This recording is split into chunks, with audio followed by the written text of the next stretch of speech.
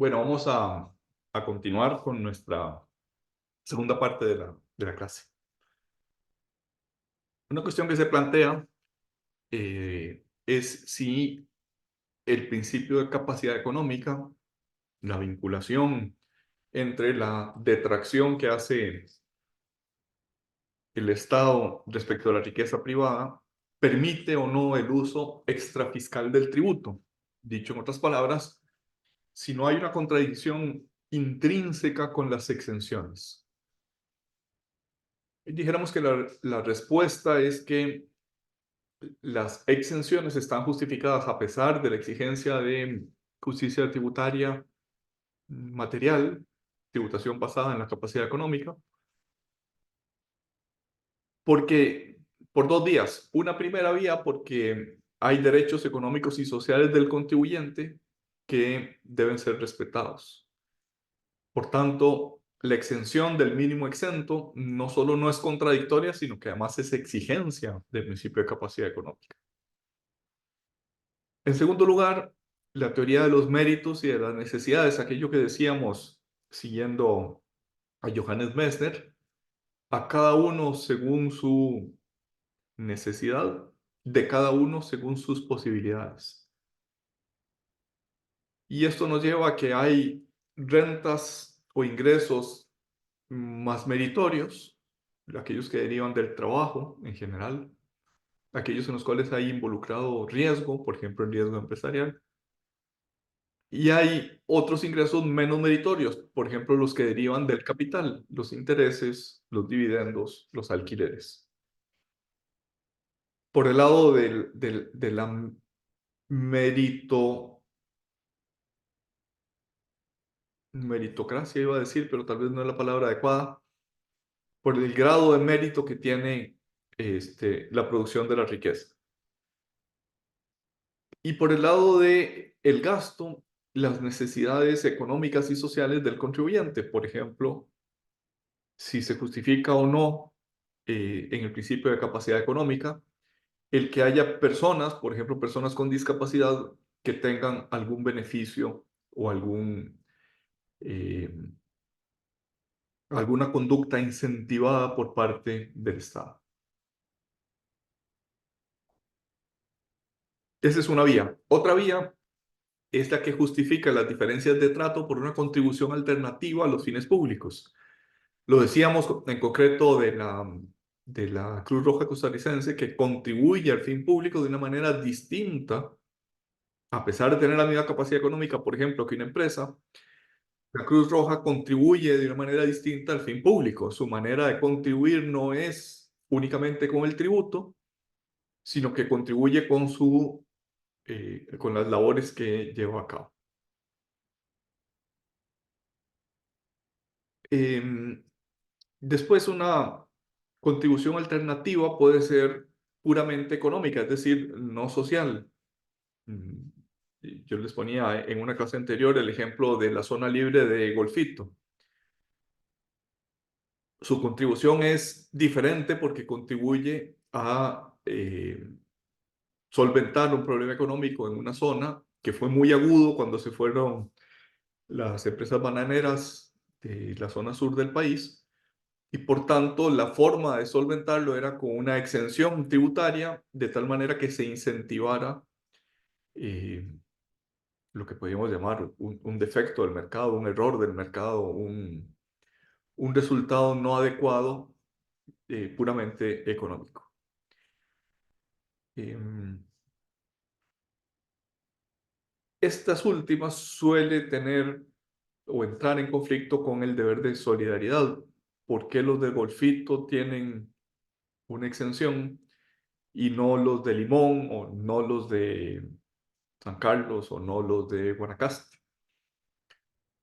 A veces se da como respuesta a ese conflicto decir, bueno, pues es que debe hacerse de manera temporal mientras se soluciona la deficiencia del mercado. En el caso de Golfito, pues tiene 40 años y no parece que haya intención del legislador de ponerle fin eh, a esa desigualdad. Entonces, se justifica así, pero no deja de haber un cierto problema con el deber de solidaridad. Después hay otro problema que ya no es los tributos que incentivan o las exenciones que incentivan una conducta, sino los tributos que son disuasorios. Por ejemplo, los tributos que intentan disminuir el consumo de alcohol o intentan disminuir el consumo de tabaco, o más recientemente los tributos que intentan disuadir de consumir drogas u otras sustancias similares. En el fondo, la justificación que se ha dado es la justicia tributaria material permite el uso extrafiscal, es decir, la disuasión, si se toma en cuenta el costo social que toman o que implican algunas de esas conductas.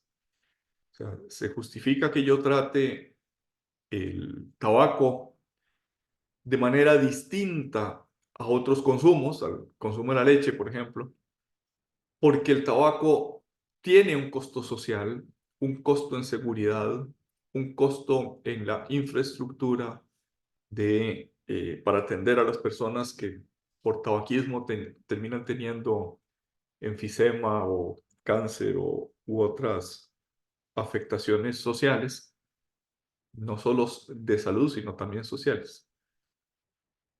En el fondo, lo que se quiere decir es el costo social es un elemento más en la ecuación para medir la capacidad contributiva.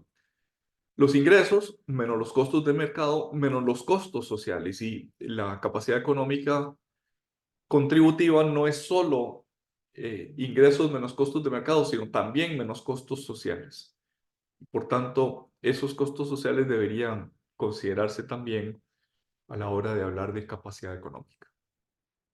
Como ven, capacidad contributiva es más que capacidad económica, también involucra otros valores constitucionales. Toda esta teoría que venimos diciendo, y lo dijimos también en la clase anterior, y me parece que no era la primera vez que lo decíamos, choca con la globalización, choca con la deslocalización de capitales, con que a distancia de un clic yo puedo mover mi inversión en la cervecería costarricense, la puedo mover a la cervecería Modelo de México prácticamente desde la computadora de mi casa. Y por tanto, la capacidad económica exigiría gravar más fuertemente el capital y termina no pudiendo hacerlo, termina chocando contra la realidad. Dicen de un dictador latinoamericano que decía, ¿por qué a pesar del decreto de precios, sigue subiendo el precio de los frijoles? Y el ministro de Economía le dijo, pues es que es por la ley de la oferta y la demanda. Pues deroguemos esa ley, para eso soy dictador. Bueno, pues no, la ley de la oferta y la demanda no puede ser derogada. Las leyes o las normas de mercado a veces se imponen sobre las aspiraciones de justicia y no siempre hay herramientas para contrarrestar esa, llamémoslo así, dictadura del mercado o dictadura económica. En otras palabras, el poder de imperio del Estado a veces no puede imponerse a a las realidades de la globalización y el mercado. Y eso cada vez es mayor, cada vez es más severa esa desviación, con una economía que ya no solo es global, sino que además ahora es electrónica.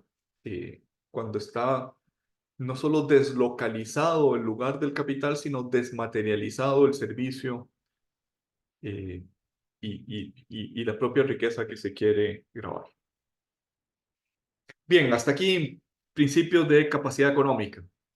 Vamos a dedicar los siguientes minutos al principio de legalidad o de reserva de ley. ¿Se acuerdan que habíamos hecho como dos grandes clasificaciones? Por un lado, principios de justicia tributaria material que en principio lo identificábamos con el principio de capacidad económica, y por otro lado, principio de justicia tributaria formal, o principios de justicia tributaria formal, cuyo principal principio es el de legalidad o reserva de ley. ¿Qué quiere esto decir?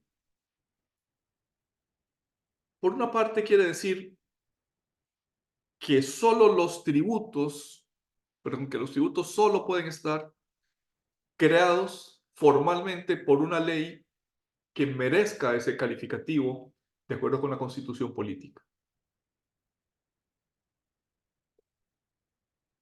Es lo que exigían los varones ingleses en 1215, lo que exigía la Constitución de Cádiz 1812, lo que exige la Constitución americana de finales del siglo XVIII, americana quise decir estadounidense. Parte de la doctrina ha dicho, bueno, lo que debe estar en la ley,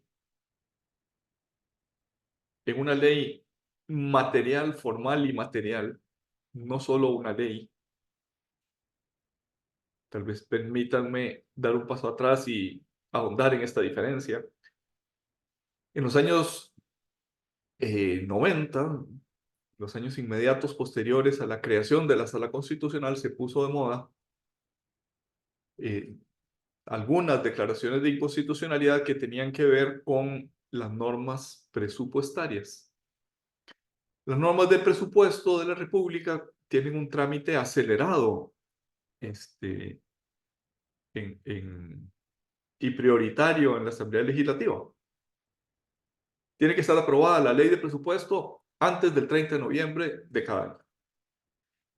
Y hay unos plazos, o sea, es remachatambor, que se examina el presupuesto y se aprueba o se imprueba o se modifica. Pues bien, esas leyes de presupuesto, que además suelen ser muy voluminosas, 10.000 o 20.000 páginas puede tener la ley de presupuesto, con frecuencia tenían modificaciones a otros elementos del ordenamiento jurídico y típicamente modificaciones a las normas tributarias. Un cambio en la tarifa, un supuesto exento que se derogaba, un supuesto nuevo grabado, etc. Y lo que dijo la Sala Constitucional es que las normas presupuestarias solo pueden tener la materia típicamente presupuestaria. Y la atipicidad, es decir, cuando se introducen normas que no pertenecen al ordenamiento presupuestario, sino al ordenamiento tributario o al ordenamiento civil o al ordenamiento penal, no son típicas de la norma presupuestaria y por tanto no pueden estar incluidas en una norma presupuestaria porque aquello sería violar la Constitución política. Con esto, dijo la Sala Constitucional, no basta con que la ley de presupuesto sea una ley formal, sino que tiene que ser materialmente una ley sin procesos abreviados de discusión en la Asamblea Legislativa, ni plazos mínimos para que sea aprobada esa norma. Por tanto, no es solo legalidad formal, es también legalidad material. Es también reserva material de ley. Hay materias que deberían estar necesariamente en la ley sin que sea posible su delegación a una norma de menor rango que la ley. Parte de la doctrina dice que esa reserva material de ley se refiere solo al derecho tributario material. Otra parte de la doctrina, y dijéramos es la que va ganando en ese pulso, en esa discusión, dice lo básico del derecho formal, es decir, del derecho procesal, también tiene que estar en la ley para garantizar el derecho de defensa. Esta segunda orientación, lo básico del derecho formal, es lo que ha dicho nuestra Sala Constitucional. Habrán visto que ayer o antier salió en las noticias una acción de inconstitucionalidad de la Procuraduría General de la República contra dos, eh, contra la doctrina contenida en dos fallos de la Sala Primera, que derivan de una inconstitucionalidad anterior. El artículo 144 del Código Tributario fue declarado inconstitucional. Ese artículo 144 del Código contenía las potestades de fiscalización de parte de la Administración Tributaria, y la Administración Tributaria lo que hizo cuando fue declarada esa norma fue readecuar lo que había hecho, pero no empezó de nuevo sus fiscalizaciones. Lo que dijo la Sala Primera, es decir, lo que está siendo sometido al examen de constitucionalidad en este momento, este año, noticia de esta misma semana, está en La Nación, pero me parece que no es el único medio que tiene esta noticia. Lo que dijo la Sala Primera es: las potestades de fiscalización tienen que estar en la ley. Si la ley fue declarada, si la norma fue declarada inconstitucional, la Administración Tributaria actuó sin norma habilitante. Viola el derecho tributario, la reserva material de ley, que no solo cobija el derecho tributario material, que es el impuesto, sino también el derecho procesal. ¿Cómo puede la Administración Tributaria fiscalizar? Como ven, pues esta materia es de rabiosa actualidad, como dicen los españoles. Está en discusión.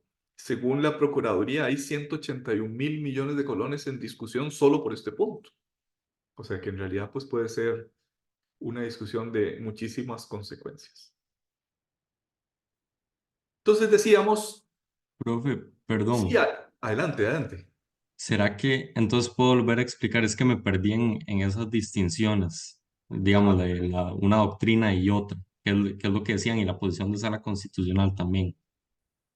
Sí. Lo que dijo parte de la doctrina, que tal vez es la menos reciente, es que solo tiene reserva de ley el derecho tributario material. ¿Cuál es el derecho tributario material? El que habla de cuál es el hecho generador, cuál es la tarifa, cuáles son las exenciones. Es decir, el derecho tributario material es cómo es el tributo, qué se grava y cómo se grava. Pero la doctrina ha dicho, no basta la reserva material de los elementos del tributo, sino que también los elementos del derecho tributario formal. Formal quiere decir procesal en este contexto. Los derechos de lo básico del derecho, las declaraciones, la fiscalización, los derechos procesales o procedimentales del contribuyente, también tienen que estar en la ley para garantizar el derecho de defensa. No sé si te contesté. Sí, y ahora sí me quedó claro, gracias. Con gusto, Jorge. Ahora, también ha dicho la doctrina que ese principio no es un principio absoluto. Pregunta, examen, ¿el principio de reserva de ley es absoluto o relativo? Respuesta correcta, respuesta definitiva, es relativo. ¿Qué quiere decir que es relativo? Quiere decir que los elementos esenciales del tributo tienen que estar en la ley. Sin embargo, se permite ser completados esos elementos por normas infralegales o normas reglamentarias. Ejemplo, está exento del impuesto sobre la renta hasta 800.000 colones. Pero el párrafo siguiente dice, de la ley, dice, ese mínimo exento será actualizado por el Poder Ejecutivo con base en el índice de precios al consumidor, es decir, con base en inflación, todos los años. Entonces puede ser completado ese mínimo exento, que ya pasa de ser 800.000 a ser 850.000, con base en el índice de precios al consumidor mediante un decreto que emite el Ministerio de Hacienda todos los años. Entonces, lo que ha dicho la doctrina, pero lo que ha dicho nuestra sala constitucional, es que este principio no es absoluto, sino que es relativo. Lo esencial del tributo tiene que estar en la ley y, sin embargo, puede completarse por normas infralegales. Y lo dijo en concreto respecto del impuesto selectivo de consumo. La ley puede establecer una tarifa fija o puede establecer una tarifa máxima y mínima y el Poder Ejecutivo moverse dentro de esos dos extremos. A eso es a lo que se refiere la relatividad del principio. Puede poner los parámetros esenciales en la ley y admitirle al Poder Ejecutivo que se mueva dentro de esos parámetros mínimo y máximo. Evidentemente, no puede ser tal que los límites mínimos y máximos sean irrazonables. O sea, no puede decir, por ejemplo, el impuesto al valor agregado tendrá un mínimo del 10% y un máximo del 90%. No, no, no, no. Tiene que ser razonable. Tienen que ser mínimos y máximos de cuantificación dentro de lo que razonablemente aprobaría o no aprobaría la Asamblea Legislativa. Entonces, ¿qué quiere decir relatividad del principio? Quiere decir que los elementos esenciales del tributo tienen que estar en la ley. ¿Cuáles son esos elementos esenciales? Son los que están en el artículo 5 del Código de Normas y Procedimientos Tributarios. Ya lo hemos leído varias veces en clase, pero les sugiero que si tienen a la vista esta presentación, que anoten artículo 5 y que lean ese artículo 5 del Código Tributario. ¿Cuáles son esos elementos esenciales? El hecho generador, en todos sus elementos, las exenciones y los beneficios fiscales. Si no está la exención en la ley, no está en ninguna parte. No puede establecerse una exención por reglamento. Los elementos de cuantificación, es decir, la base imponible, cómo se mide el hecho generador, cuál es el tipo, aunque se admita que haya mínimos y máximos, y en eso se manifiesta la relatividad del principio. Y también tiene que estar en la ley, sin que sea posible su delegación al reglamento, los sujetos que soportan, los sujetos pasivos que soportan el tributo, a saber, el contribuyente, los agentes de retención y de percepción, los responsables, etc. Se duda en la doctrina si los deberes formales también deben estar o no con reserva de ley. Antes dijimos, en la filmina anterior, que lo esencial del derecho formal tiene que estar en la ley. Sin embargo, es donde más delegación se admite. Por ejemplo, se dice, debe llenarse una declaración anual del impuesto sobre la renta, cuyo contenido lo fijará la administración tributaria. Evidentemente, pues el formulario, el contenido de declaración tiene que reflejar lo que dice la ley. No es arbitrario lo que la administración puede poner en ese formulario de declaración. Pero quizás en la parte formal, en la parte de declaración, en la parte de deberes que no son materiales, no son dinero, no es monto entregado a la administración tributaria, sino son otros deberes, es donde más delegación se permite. Por ejemplo, la ley dice deberá emitirse un comprobante electrónico en cada transacción.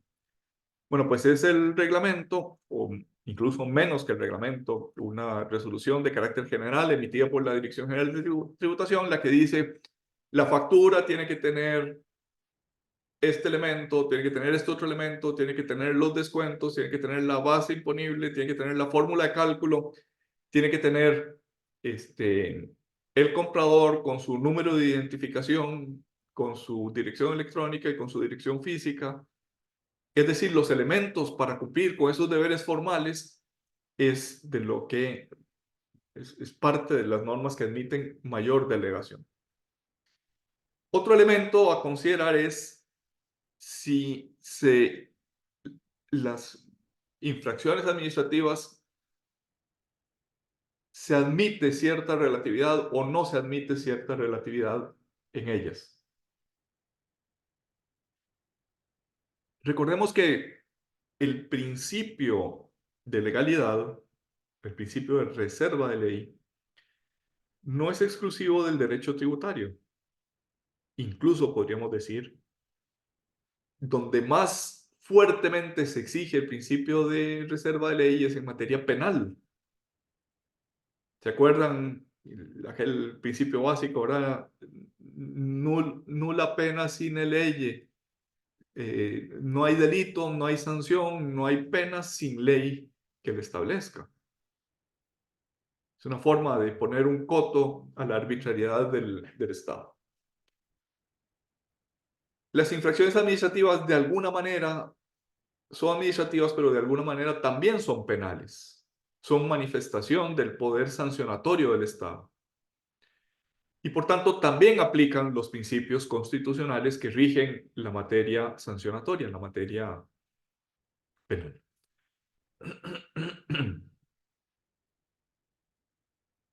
Por tanto, cabe la pregunta, ¿cabe relatividad en sanciones administrativas, en infracciones administrativas? O, igual que en materia de delitos, casi todo o la mayor parte de la materia sujeta a una sanción penal tiene que estar en la ley. La respuesta a esta pregunta no es unánime. Y dijéramos que las infracciones son de dos clases, son infracciones materiales e infracciones formales. Infracciones materiales, no pagar el impuesto en la fecha que corresponda. Infracción formal, no emitir la factura, no presentar la declaración, no llevar la contabilidad, etc. La infracción material, pues parece claro que la sanción y la existencia misma de la infracción tienen un grado mayor de reserva de ley que las infracciones formales. Si ya la conducta formal es sujeto de una mayor delegación, las infracciones a esa conducta formal, pues en gran medida ya por su propia naturaleza, están delegadas a normas infralegales. Eh, por tanto, suele decirse en general, la norma legal, la norma de rango legal, debe establecer el deber de colaboración, debe establecer, si quiere en líneas generales, las violaciones a ese deber de colaboración. Esto es definir cuáles son las conductas infractoras y tiene que establecer la sanción, tiene que estar en la ley, no puede estar, la sanción no puede estar delegada en una norma infralegal. Pero es en general donde más delegación se admite. Tanto que ha dado en llamarse que en esta materia existen normas penales en blanco, normas sancionatorias en blanco. Se establece la sanción, se establece cuál es la conducta infractora, pero esa conducta infractora en el fondo está definida por decisiones administrativas, por decisiones de carácter no legal, sino infralegal, que terminan siendo la que le da contenido a la conducta infractora. Ejemplo, no presentar la declaración. Bueno, ¿cuál declaración? La declaración que dice la Administración Tributaria. O presentarla con errores materiales. ¿Cuáles errores materiales? Los que dice la Administración Tributaria. U omitir información establecida por norma general en la declaración tributaria. De tal manera que la conducta infractora termina siendo determinada en gran medida por una norma de carácter infralegal. Sin duda es donde la relatividad del principio se manifiesta con mayor crudeza. Bien, dicho esto, vamos a pasar al principio de reserva material de ley en materia de impuestos municipales, en materia de hacienda municipal.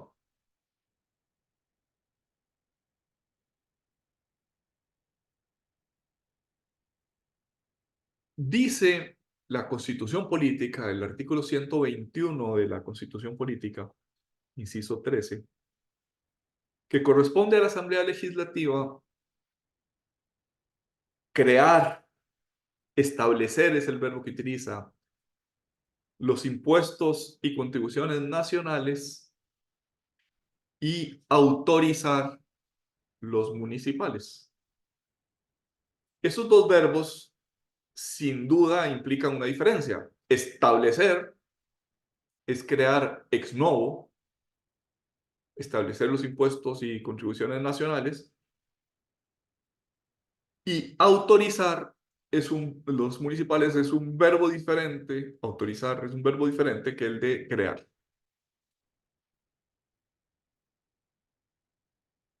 Dicho en otras palabras, nuestro régimen de hacienda pública por diseño constitucional está sometido al principio de reserva de ley con dos grados o dos manifestaciones bastante distintas si se trata de contribuciones nacionales que si se trata de contribuciones municipales. En el caso de las contribuciones nacionales, la contribución, el tributo, tiene que estar establecido, esto es creado en sus elementos materiales principales o esenciales por la ley.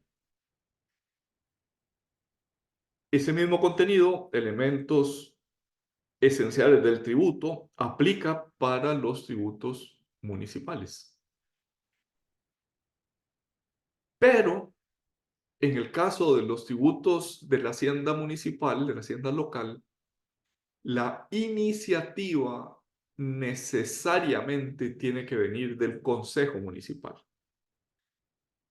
No es una iniciativa del Poder Ejecutivo, no es una iniciativa de los diputados.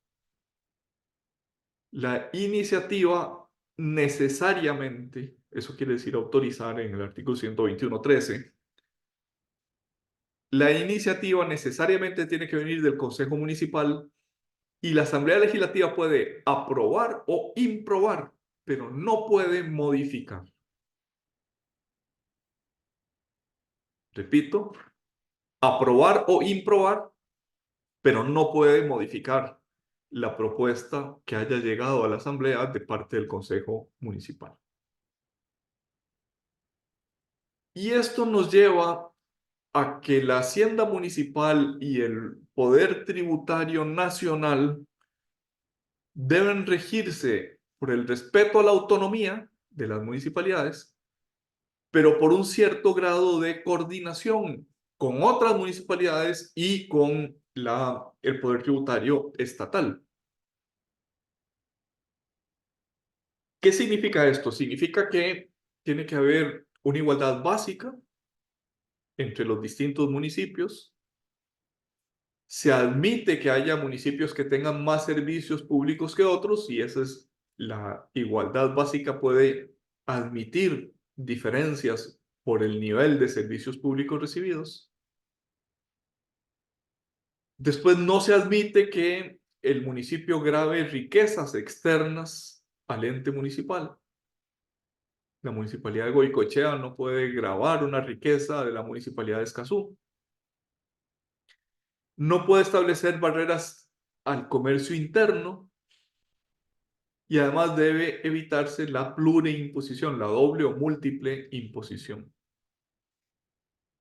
Y eso aplica tanto a entes con potestad legislativa como sin potestad legislativa. Esto es a la Asamblea Legislativa y a los municipios. Aplica para todos.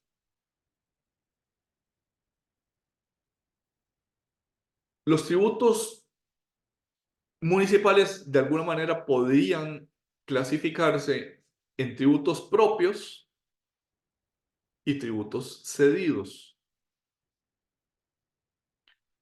Tributos propios son aquellos que están regulados por el 121.13 de la Constitución Política.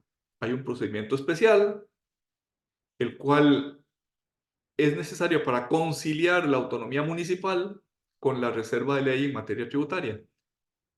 Dicho en otras palabras, es una ley formal y material, la ley que establece el impuesto de patentes municipales de la Municipalidad de San José, sí, es una ley. Está aprobada por la Asamblea Legislativa.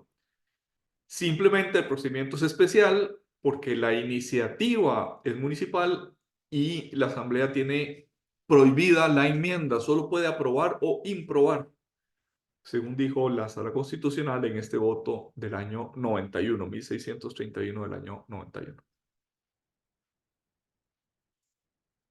La Sala ha dicho, la Asamblea solo puede aprobar o improbar, no puede modificar. Sin embargo, no ha dejado o no ha profundizado en si la legislación ordinaria puede establecer límites a los tributos de los municipios.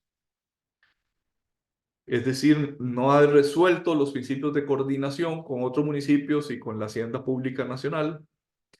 Tampoco ha establecido cuál es la solidaridad que deben tener unos cantones más ricos respecto de unos cantones menos ricos.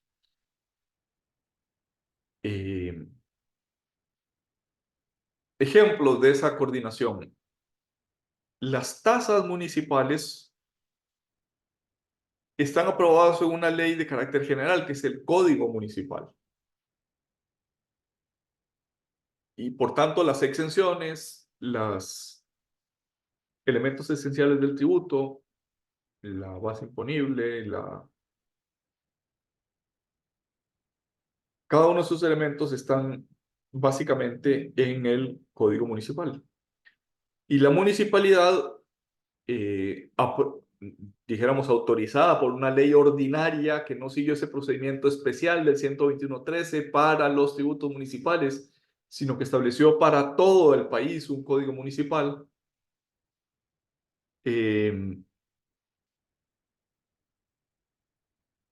autoriza a cobrar unas tasas que determina el propio Consejo Municipal. Entonces, parece que la coordinación exige que por ley ordinaria, no por ley especial, por ley ordinaria, se definan los hechos generadores de tal manera que les ponga límites a esos hechos generadores. No podría haber aduanas interiores, no podría haber, por ejemplo, que la cerveza que se produce creo que es en el Cantón Central de Alajuela, pero puede ser que sea Río Segundo u otro cantón, al pasar a la municipalidad de San José, hubiera una especie de aduana en la frontera municipal. Es decir, la ley, y parece que la ley ordinaria debería tener reglas que impidan que un municipio sujete elementos patrimoniales situados, rendimientos o gastos realizados fuera del municipio. También debería esa ley establecer que los tributos municipales no supongan un obstáculo a la libre circulación de personas, de mercancías, de servicios, de capitales, que es finalmente lo que garantiza el tener un estado unitario definido en la Constitución Política. Es decir, la ley ordinaria debería establecer las relaciones de coordinación. Pero la coordinación también tiene que ser tal que respete la autonomía municipal. Entonces, a la pregunta de si el poder tributario local es originario, se origina directamente en la Constitución, o si es un poder tributario derivado, se deriva no en la Constitución, sino en una ley de menor grado que la Constitución política. Es una respuesta que no está establecida de manera totalmente, de manera tal que no admita discusión. En general, ha dicho la Sala Constitucional, es posible, y lo dijo respecto del impuesto de bienes inmuebles, la creación de un impuesto de incidencia municipal por vía ordinaria. Es decir, un impuesto cuya recaudación y cuya administración se cede por el Estado Nacional a las municipales, pero no cuando los intereses y los servicios locales van a ser financiados por los municipios. Les recuerdo que municipios son los habitantes del municipio. En este caso, cuando los intereses y los servicios locales son financiados por los municipios, según este voto, el 3930 de 1995, parece necesaria la iniciativa municipal. A ver si soy capaz de explicar lo que acabo de decir. La ley del impuesto de bienes inmuebles establece un impuesto de incidencia municipal. ¿Por qué? Porque lo cobran las municipalidades, lo administran las municipalidades y lo gastan las municipalidades. Sirve para financiar el presupuesto municipal. Dicho en otras palabras, no es un impuesto propio, sino es un impuesto cedido. Es constitucional en la medida en que quienes soportan el tributo no son necesariamente municipios, no son necesariamente vecinos residentes, sino que pueden ser residentes de otro cantón. Yo puedo vivir en el cantón de Escazú y pagar por el impuesto de bienes inmuebles a la municipalidad de Santana por un bien situado en el término municipal de Santana. Si solo fuera para los intereses y servicios locales, sería necesaria la iniciativa municipal, y en el impuesto de bienes inmuebles, la iniciativa no fue municipal, sino fue una iniciativa del Estado. No aclara ese voto de la Sala Constitucional que les acabo de mencionar del año 95 fue especialmente importante en esta materia de Hacienda eh, municipal, tanto que tuvo un voto aclaratorio. Es de las pocas veces que la Sala ha considerado conveniente hacer una aclaración y adición a sus propios votos. Y sin embargo, el voto aclaratorio no aclara si puede el Estado regular, emitir el reglamento de los tributos propios, es decir, aquellos en los que los sujetos pasivos son los municipios y su destino es la financiación y los servicios locales, o si puede incidir únicamente en la regulación, en la reglamentación de los tributos cedidos. El voto aclaratorio dice que el Ministerio de Hacienda puede establecer el reglamento del impuesto de bienes inmuebles. No dice por qué. La respuesta coherente con lo que venimos diciendo es, puede porque no es un impuesto municipal, no es un impuesto originario del poder tributario local, sino es un impuesto nacional, es un impuesto del 121, inciso 13, primera parte del artículo, no segunda parte del artículo, que el Estado cede a las municipalidades. No es un tributo propio, sino es un impuesto cedido.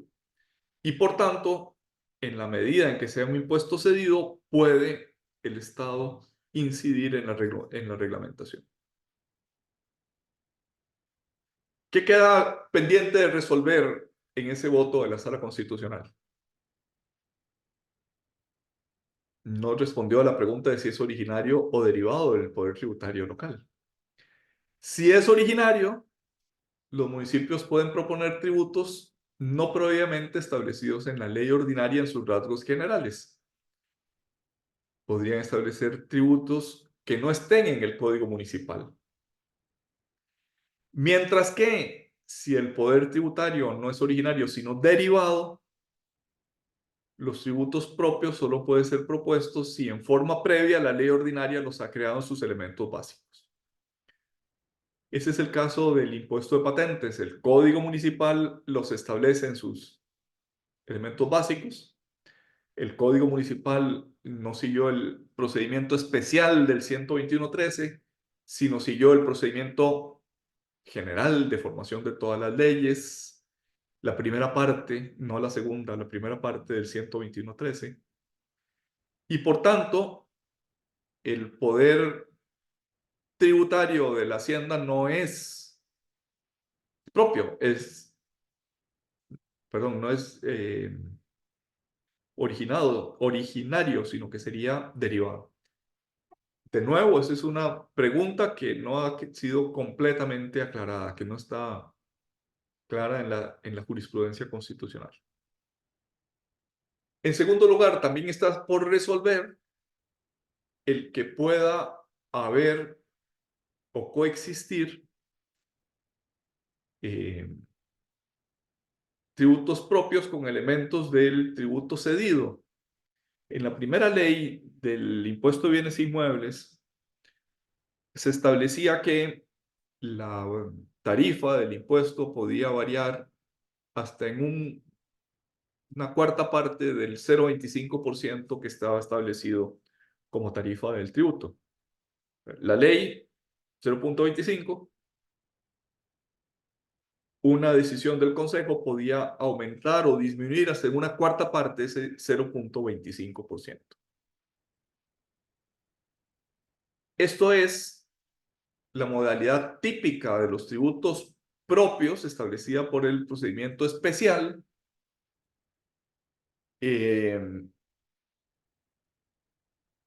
puede o no tener elementos típicos del procedimiento del tributo cedido. Eso es algo que está sin resolver. ¿Se permite o no se permite? ¿Es constitucional o no es constitucional?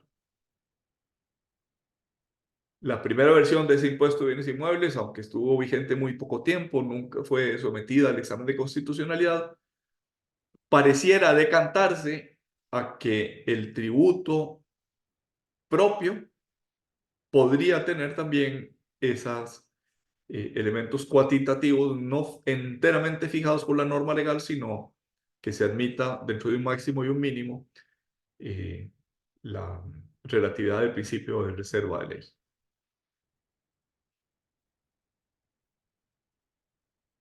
En tercer lugar, si el poder tributario de las municipalidades es derivado, no es originario, no debería poder afectar los regímenes de incentivos previstos en la ley ordinaria. Tal vez un ejemplo nos permitiría explicar qué queremos decir con esta pregunta, con esta cuestión sin resolver. Un ejemplo histórico, cuando se estableció Intel en Costa Rica, principios de los años 90, la ley del régimen de zonas francas establecía, sigue estableciendo, que se le concede una exención de los impuestos municipales a quienes se acojan al régimen de zonas francas. No deja de haber ahí un conflicto, ¿verdad?, entre potestad tributaria de la hacienda local, tributos municipales, versus un régimen de incentivos para todo el país, ley de zonas francas, que exime del impuesto municipal. Entonces, si el poder tributario de las haciendas locales es originario,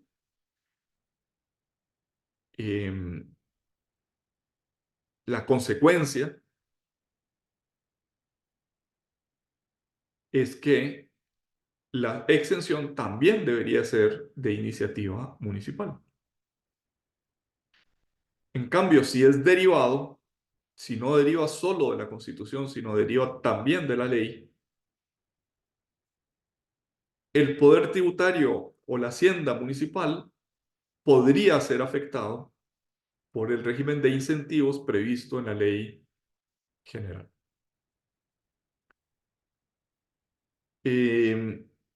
Esta filmina parece decir lo contrario de lo que estoy diciendo.